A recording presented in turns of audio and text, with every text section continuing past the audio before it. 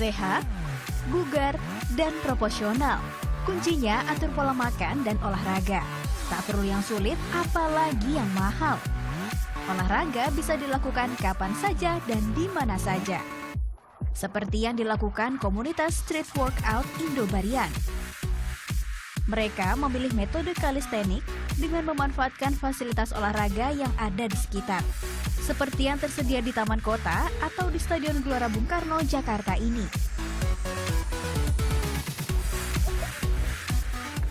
Ya, olahraga ala komunitas Indobarian ini hanya mengandalkan berat badan sebagai beban tanpa bantuan alat. Selain itu memfokuskan pada mental dan spiritual. Nah, selain untuk mempercantik badan, juga dapat menguatkan fisik. Nah, selain berolahraga, komunitas ini pun menerapkan pola diet dengan menyeimbangkan kadar pH dalam tubuh, yaitu diet alkalin.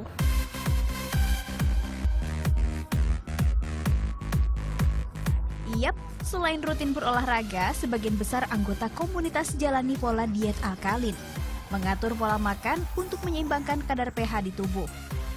Karena itulah, diet ini juga disebut dengan diet pH.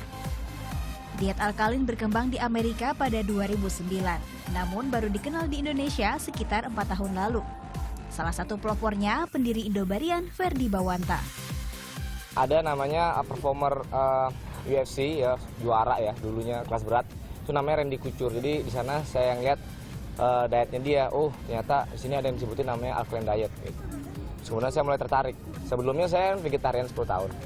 Terus kemudian saya lihat nih orang kuat banget, umurnya udah sekian, udah tua, tapi bisa ngalahin yang muda pada saat itu. Jadi, wah cobain dah, kenapa enggak? Terus cari-cari tahu, ternyata diet alkaline ini luar biasa hebatnya gitu.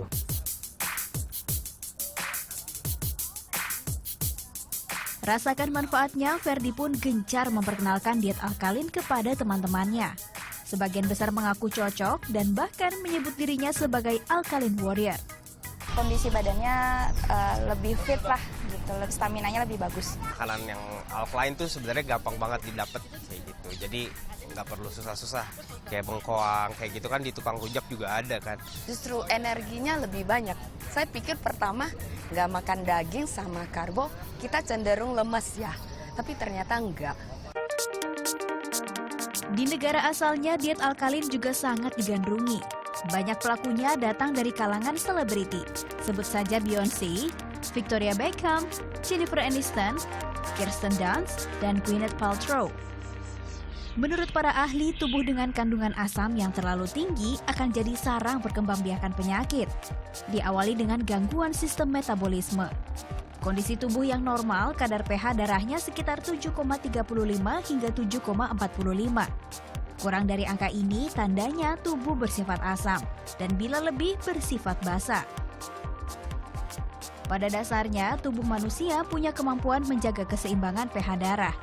Namun bila dipaksa bekerja berat secara terus-menerus, maka fungsi organ tubuh akan terganggu, utamanya sistem pernafasan dan ginjal.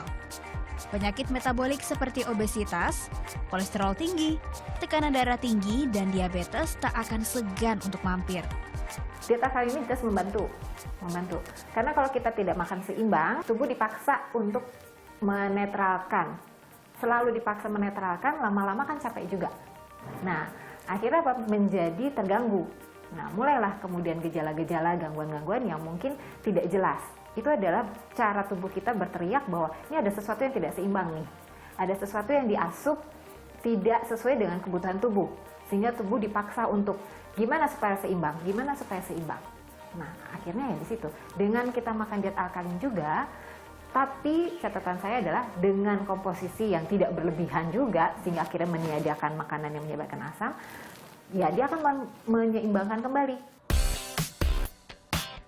Dampak pH tubuh tidak seimbang baru terasa dalam jangka panjang. Namun, jika tidak dijaga sejak dini, daya tahan akan semakin menurun. Tubuh menjadi layu, mudah letih, dan sering sakit. Ini sebabnya penting bagi kita mengatur pola makan. Bonusnya, berat badan terjaga. Manfaat dari diet pertama, itu dia akan mengurangi beban tubuh untuk menetralkan tadi. Yang kedua adalah jenis-jenis makanan alkalin itu mengandung sumber-sumber nutrisi yang lain, vitamin, mineral, antioksidan, air, sehingga asupan itu menjadi lebih lengkap. Sebelum mencoba diet alkalin, kenali dulu jenis makanan yang bersifat asam dan basa. Beberapa yang tergolong bersifat asidit atau asam adalah soda, keju, coklat, ikan, dan daging, baik daging merah maupun putih. Sedangkan sayuran dan buah bersifat alkalin atau basa, diantaranya brokoli, pisang, tomat, alpukat, terong, kacang hijau, wortel, timun. Aturan dalam diet alkalin adalah menjaga asupan makanan dengan perbandingan 70% basa dan 30% asam. Ini bisa disesuaikan lagi dengan kebutuhan dan aktivitas masing-masing individu. Cahyandini Utami, pelaku diet alkalin yang satu ini punya cara sendiri mengatur menu makannya. Dalam 2 minggu, berat badan ibu 3 anak ini turun 2 kg. Pola makan lebih banyak buah dan sayur, dan ada sedikit 20% kita tetap mengambil makanan yang asam. Dari pagi saya mulai dengan hanya makan buah. Siang saya lebih banyak di sayuran, tetap yang beberapa sayuran yang direbus, tidak melulu yang mentah. Kemudian malam saya makan lagi buah-buahan. Tapi dalam 1 minggu saya masih memberikan nikmat buat badan saya, memberi asam yang lebih. Biasanya dalam 1 minggu itu saya kasih maksimal 2 hari, 1-2 hari saya ada cheating day. Untuk memenuhi kebutuhan protein, biasanya Dini lebih memilih protein nabati. Sesekali ia juga mengonsumsi ikan, namun hanya yang dikukus atau direbus. Meski awalnya kesulitan, setelah menjalani diet alkalin, ia merasa staminanya jauh lebih baik. Umumnya, wanita usia produktif butuh sekitar 1.500 kalori per hari, sedangkan pria usia produktif antara 1.800 hingga 2.000 kalori.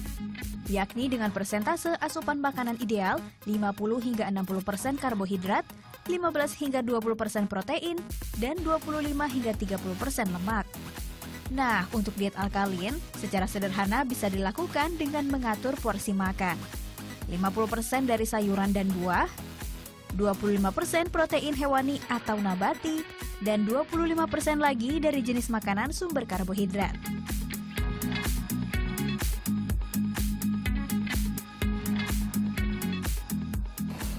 Jadi pada dasarnya diet alkalin adalah memperbanyak asupan buah dan sayur tanpa melupakan karbohidrat dan protein. Kita bisa memperbanyak protein nabati dibandingkan hewani. Perbandingannya 1/8 dari porsi makan. Namun perlu diingat, tidak semua diet cocok dengan tubuh kita. Kita harus mengenali dulu kondisi medis tubuh kita sebelum menjalankan diet tertentu. Alma Silva, Kausa Pratama melaporkan untuk NET.